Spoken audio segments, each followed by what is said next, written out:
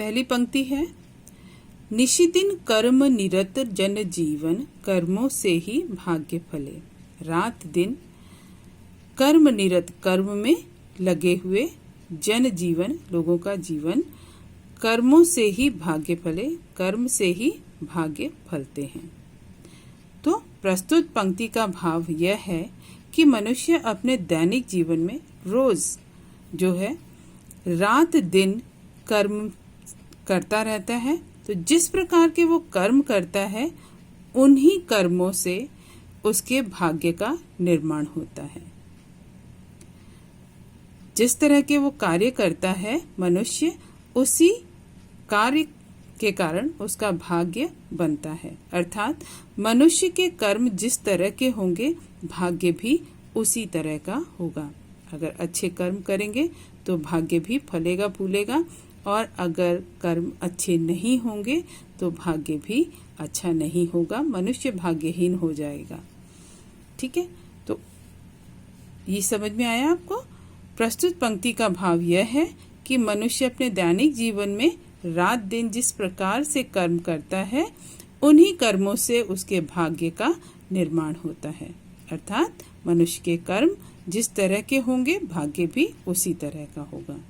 ठीक है, अब है अगला, तुच्छ स्वार्थ से ऊपर उठकर नित नव मंगल कार्य करें। तुच्छ घटिया स्वार्थ से ऊपर उठकर नित रोज नए मंगल अच्छे कार्य कर्म करें। तो प्रस्तुत पंक्ति का भाव यह है कि हमें स्वार्थी नहीं बनना चाहिए। ठीक है, स्वार्थी नहीं बनना चाहिए, सिर्फ अपने बारे में नहीं सोचना चाहिए, दूसरों के बारे में भी सोचना चाहिए। तो प्रस्तुत पंक्ति का भाव यह है कि हमें स्वार्थी नहीं बनना चाहिए और अपने घटिया स्वार्थ से ऊपर उठकर मतलब अपने घटिया स्वार्थ को त्याग कर हमें दूसरों की भलाई के लिए प्रतिदिन नए नए और अच्छे कार्य करने चाहिए। ठीक, तो ये दोनों भी आप अपनी कॉपी में करेंगे। इसी तरह से जैसे यहाँ पर मैंने किया है लिखित प्रश्न उत्तर, मौखिक प्रश्न आप सबने यहाँ तक कार्य कर लिया होगा उम्मीद है। और अब ये लिखित प्रश्न उत्तर और भावार्थ यहाँ तक आप कार्य करेंगे। आपका ये चैप्टर आज यहीं पे फिनिश होता है। ठीक है, ये क्रिया की परिभाषा दीजिए तथा कविता में प्रयोग किन्हीं 4 क्रिया के शब्दों को लिखिए। ये आप बुक में ही करेंगे। आपने पिछले क्लासेस में भी क्रिया के बारे में पढ़ा होगा। क्रिया क्या होती है? जिस शब्द से किसी कार्य के करने या होने का पता चलता है उसे हम क्रिया कहते हैं। ठीक है ना? और इस कविता में क्रिया बहुत सारी हैं। इसमें यहाँ पर भी क्रिया देखिए, यहाँ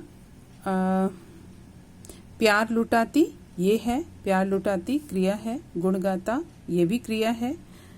और दीप जले ये भी क्रिया है। कार्य करें, मंगल कार्य करें ये भी क्रिया है। इस तरह से इस पाठ में ये क्रियाएं हैं। तो इस प्रश्न के उत्तर को आप अभी रहने दीजिएगा। ठीक है, हम जब व्याकरण पढ़ेंगे तब इसके बारे में और जानेंगे।